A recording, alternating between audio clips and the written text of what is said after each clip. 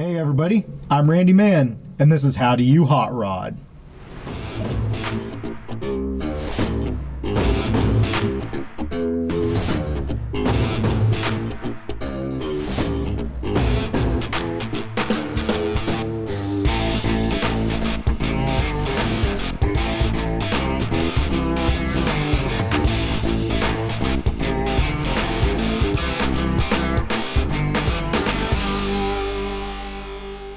So how do you hot rod?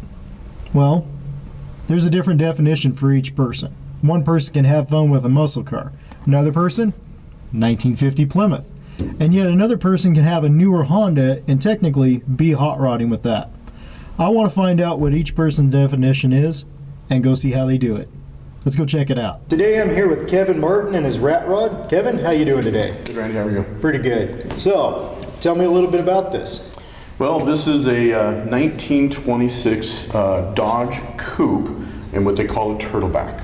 Okay. Yeah. Why is it called the turtleback? The turtleback, the rear end is a little bit different. On most of the cars in this era, they have the big swooping round rear end. This one comes down and flattens out like a turtleback. Okay. So it was a unique car.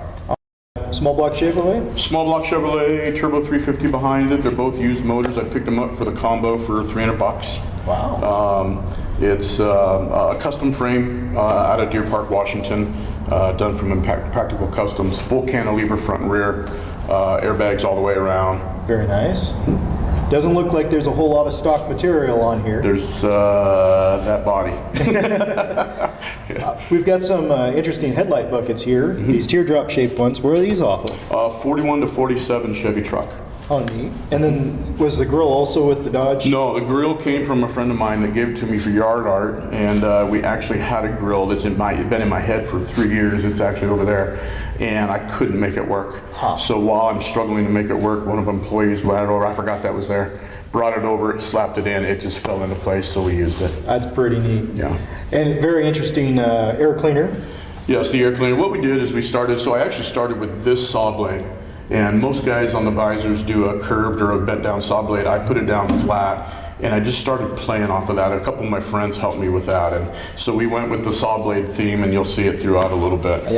I see also. Brackets for the mirror also. Yeah, what I wanted to do is emulate a 9-inch or a 10-inch table saw blade. Okay. And so that's what they did for me. It definitely has attitude. Yeah. Speaking of attitude, you're with a car club, I hear. I am. We're kind of an anti-car club. We call ourselves, we're rat shit crazy rat rods. And pretty much the term, we're crazy about rat rodding. Yeah. And you guys are a little crazy yourselves, I've noticed. We can be. Yes. We can be. I mean, we're all business owners, fathers, sons, brothers, but when it comes time to do something like this, it comes out in us. And any other little details here? I see a shiny part up front. There is a shiny part. I tried to hide it. That is actually a manual steering rack off of some sort of a buggy. I'm not 100% sure what it is. Nate came up with that when he was building the frame. It works just as well, if not better, than he told me it would. It's fantastic, and it really fits a nice budget. Really nice. Tell me about the rear end here. I know it's a pretty neat suspension setup. Very much so. Starting with the actual car itself, this is that turtleback I was telling you about, how it comes down and flattens out. Yep. We found the car without a deck lid, and that's where my brain started thinking of how I was going to utilize that so I didn't have to make one. So we wanted to put the differential over the body and have the body go up and down off the differential instead of lifting the body off of it. So everything's backwards. That's pretty neat. Yeah, I haven't seen that before. I just wanted it super mechanical. I wanted you to see these bags and shocks working. When you're running down the road behind me, you'll watch the bags work. That's and cool. It's just super cool. Full cantilever system back here. Again, this was done by Impractical Customs. It's a really, really bitchin' setup. Cool. Now, I don't see any taillights. Taillights right there. Taillights, blinkers, brake lights. In the LED strip. Right there in that strip. That's pretty cool. Yeah, I didn't want to take away, again, not taking away from the look of the car. I just found a place to hide it, and that worked really well. You never see that. I think that's the first time I've ever seen somebody hide the lights like that. Nice. And I see we got an old original plate. Old original plate, Spokane County, as a matter of fact. You've got it licensed through that, huh? Got it licensed through that, through the state of Washington. Pretty neat. And we got an air tank, I'm assuming, for the suspension. Air tank, you bet. Compressor's hidden underneath. Looks like a couple gas tanks down below. below there too. Yeah, that was a struggle, is because everything goes up and down off of there. I couldn't get a one-piece tank in there, and I don't have the budget on this one to have one built. So I went with boat tanks. Okay. 2 6-gallon, but we're still tweaking on that. That's what I'm doing today. Is I'm actually going to go run till I run out of gas, so I can see what kind of range I'm getting, because we're struggling with getting them to pull equally from the both tanks. So I'm really close. I just want to see if I got it. Now you mentioned something about a budget. This is specific for my Ratchet Crazy group is putting on a nationwide, actually it's even Canadian now, build off. It's a budget build off. It's a $4,000 budget, 1,000-mile drive. Wow. And so I have to be at or under $4,000 start to finish with this car. Okay. Well, just out of curiosity about that, is there a time frame on it that you have? There is. It'll culminate in July 2021 in Red Lodge, Montana. And when did you guys announce the start of it? Last May. Last May. Yeah, so it was about a 2-year build. It was a budget build. It was a great time budget build. We're trying to make it an everyman's build. That's pretty. We don't want the rich guys to be able to do something that the backyard guy can't. Right. So we're giving people almost 2 years. In fact, it would have been over 2 years, I guess, to find parts, put money together, get vacation time built up, that type of stuff. Neat. Yeah. Challenge each other and build them this winter and drive them to Vegas in 5 weeks. So I built this car in 4 months and 10 days. Wow. And I am tired. My wife is relearning my name. But it's just about there. We got 5 weeks to get there. Neat. Yeah. Desperately trying to get off our phones, be safer, and so we kind of came up with this idea to run SCBs. We haven't tested them fully yet, but we think it's going to work really well. Pretty neat. Yeah. All right. Now I noticed some interesting doors. Door handle. You don't see a door handle. Real quick, I'll tell you why these doors are what these doors are. So when I got the car, I told you I didn't get a deck lid and I didn't get doors. Okay. And trying to find a door for this car, yeah, good luck. Yeah. So I knew I had to build a door, but I also knew that with my age and with the height of the car, getting in and out was going to be a problem. So I kind of came up, I was going to do gull-wing doors.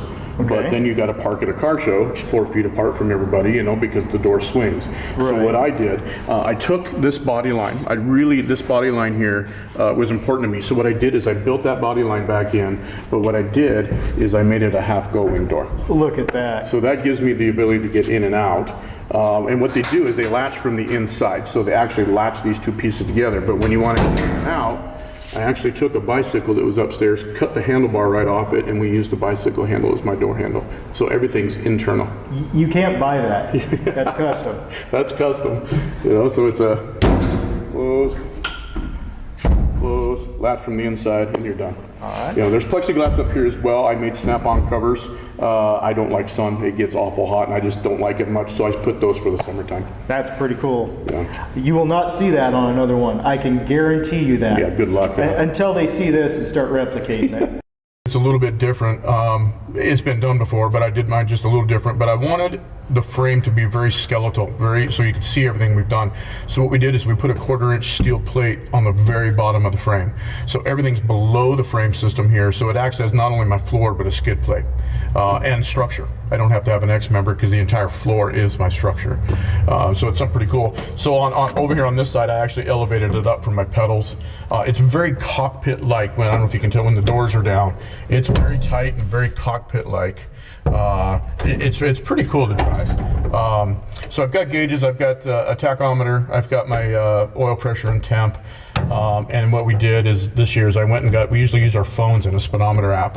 I did a tablet this year, so my speedometer app and my Google Maps are much, much larger and something I don't have to be messing around. Everything I can do to get off the phone. This right here, the CB, was another thing. It's just a way to get off our phones. All right. And the steering wheel, detachable? Steering wheel's detachable. Pretty neat. Yeah, easier for me to get in and out. And I went with this small one. I wasn't sure if it was going to be enough leverage so that I had knee clearance, but it actually works extremely well. Very nice. And comfortable to drive like that? Very comfortable to drive, yeah. I mean, I don't know for 1,000 miles yet. We'll find that out in a few weeks, but I made this seat out of a special foam, and so I think I've done everything I can to make sure that it's comfortable. Finish this one, but the one I'm on, I also did out of feedbacks, just a ragged tag it, I don't care what happens to them kind of thing, and just kind of adds to the vibe a little bit. Neat. Yeah. All right, how about we take this thing out for a drive? Okay. All right. Ready to.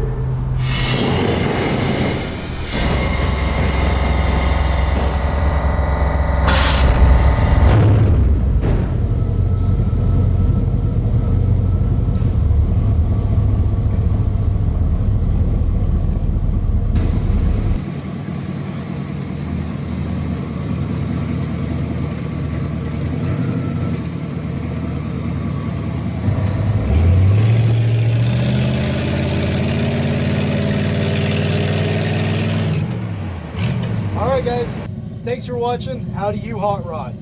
Have a good one. See ya. Well, thank you everybody for watching the first episode of How Do You Hot Rod. Stay tuned for another one coming soon. But while you're waiting, leave a comment about How Do You Hot Rod, share the video, and of course, like it, would you? Alright, we'll see you all again soon. Bye.